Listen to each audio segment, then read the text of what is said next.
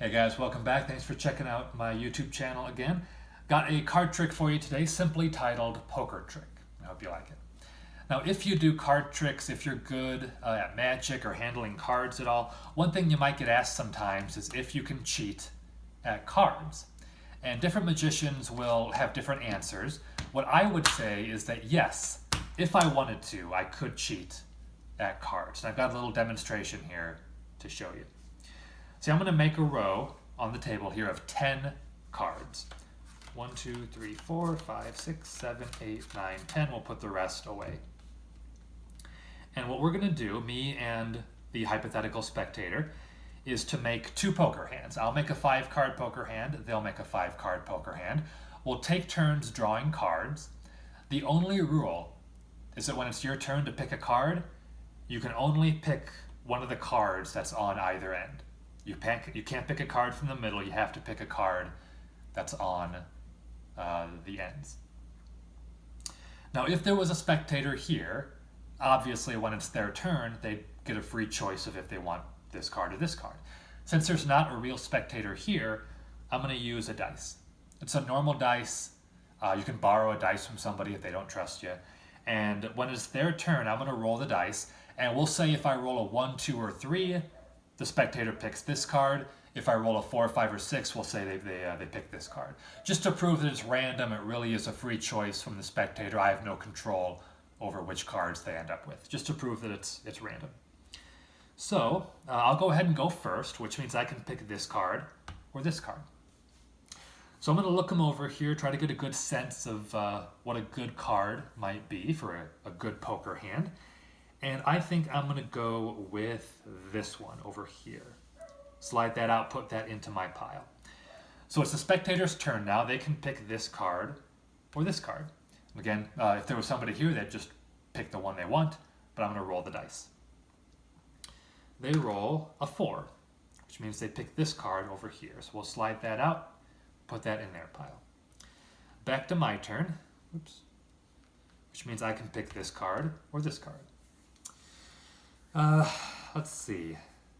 I think I'm going to stick with this side. Hopefully that's my lucky side. Spectator's turn. They can pick this card or this card. I'll roll for the spectator. They roll a 2, which means they pick this one. So back to my turn. I can pick this card or this card. I'm going to try to get a good vibe, a good sense of the cards here.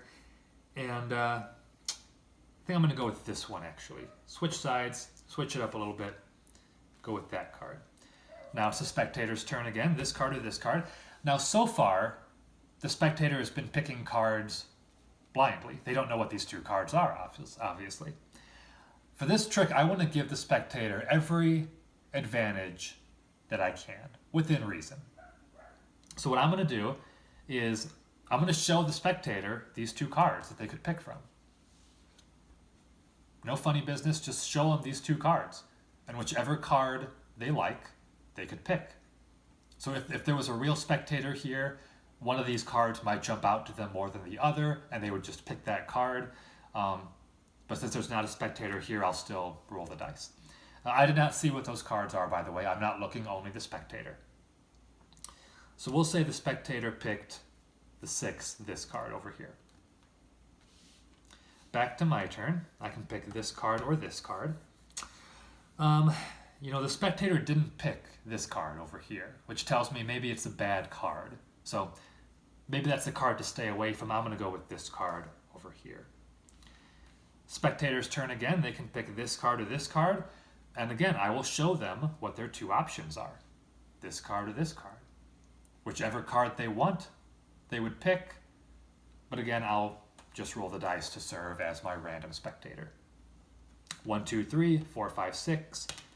They roll a 6. They go over here, leaving me with 2 cards to pick from for my 5th and final card. I can pick this one or this one. Now, that's twice in a row now that the spectator did not pick this card over here, which says to me that I need to stay away far away from that card. It must be a pretty low card, bad card. Whatever the case may be, I want to stay away from that card. I'm going to pick this one, leaving the spectator with that card, unfortunately for them.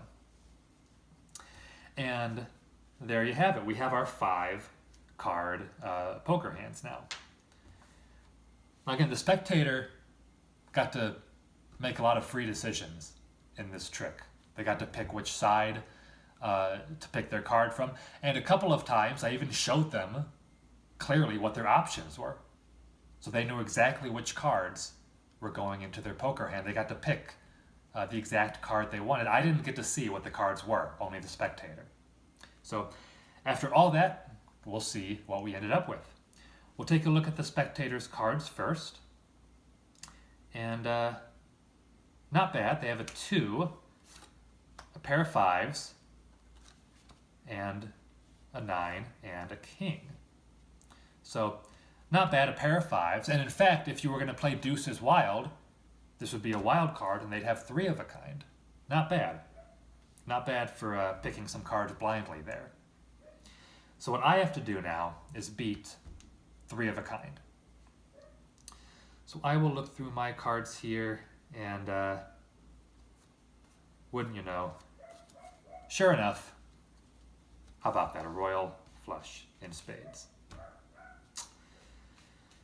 So, proving, of course, that if I wanted to, I could cheat at cards. So that trick is called the poker trick. Fun trick, a pretty easy trick to do. I've known about this trick for a long time. Very easy trick to do. Even more fun if you have an actual spectator to do it with. So give this one a shot if you know it, or if you want to learn this trick, let me know. And that's pretty much it. Thanks you guys for watching. As always, be sure to subscribe to my channel if you haven't already. I try to upload maybe 1 or 2 videos per week. So come on back later for more videos, guys. Stay safe out there. Have a great rest of your day, and I'll see you around.